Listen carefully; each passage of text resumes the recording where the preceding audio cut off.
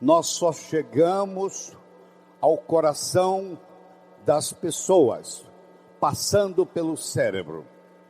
Não tem outro caminho. É fácil você gostar de quem você gosta. Eu quero ver você gostar de quem você não gosta. Você faz uma decisão assim: a partir de hoje eu vou gostar de quem eu não gosto. Essa decisão é puramente do pescoço para cima. É uma decisão que não vai levar a nada. Porque se você não gosta da pessoa, fica difícil chegar no coração. O caminho para você você tem que entender a pessoa, entender a problemática dela, entender de onde ela está vindo, por que ela atua daquele jeito. Aí finalmente você aceita a pessoa e chega no coração. Quando você está operando no diálogo nível 1, não acontece nada. É o pai que está dando um sermão para o filho. E entra num ouvido e sai no outro. E o pai não percebe que ele vem falando isso há 5 anos e não funcionou nada. Pelo contrário, o filho até ficou rebelde de escutar o pai falar aquilo. E o pai não se dá conta que aquilo não é diálogo, que é um monólogo que ele está falando para o vento.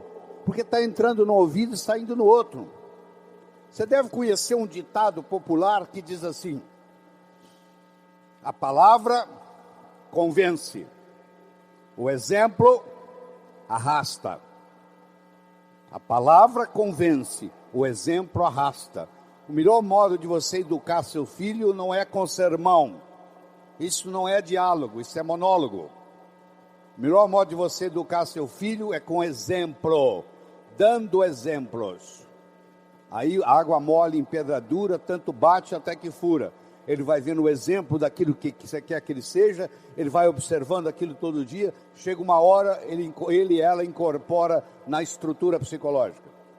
E como eu disse quando eu estava sendo entrevistado aqui na televisão, um pai de 45, uma mãe de 45, que conversa com um filho de 15, ela tem que entender que o filho de 15 nunca teve 45, e uma mãe de 45 já teve 15 anos. Então é função do pai, da mãe, descer ao nível do adolescente, para poder haver uma comunicação. Então eu tenho que fazer de acordo com o seu interesse, não de acordo com o meu interesse. No diálogo, na comunicação, nós temos que modificar um pouquinho aquela frase que você conhece, que não é da Bíblia, tá? Quando eu falar, você vai falar, isso está na Bíblia, não está não. A frase é assim: faça aos outros o que você gostaria que fosse feito a você. A verdade não é bem essa. Faça aos outros o que os outros gostariam que fosse feito a eles. Se eu convidar você para jantar na minha casa em São Paulo, eu não vou lhe servir o meu prato favorito. Pode ser que você nem coma. Eu vou perguntar o que você gosta. Se eu quero agradar alguém num processo de diálogo, eu tenho que ver o que a outra pessoa quer ouvir. Eu vou começar por ali. E não o que eu quero passar. Quero que você entenda isso. Faça aos outros o que os outros gostariam que fosse feito a eles. Isso exemplifica o que está acontecendo com a gente. Eu quero mostrar o meu ponto de vista para você. Mas eu não me preocupo como que você vai receber esse ponto de vista. Aí sabe o que acontece? A natureza colocou um ouvido no mesmo nível do outro. Entra num ouvido e sai no outro. Aí não deixa de ser diálogo. Passa a ser monólogo. Porque não tem repercussão.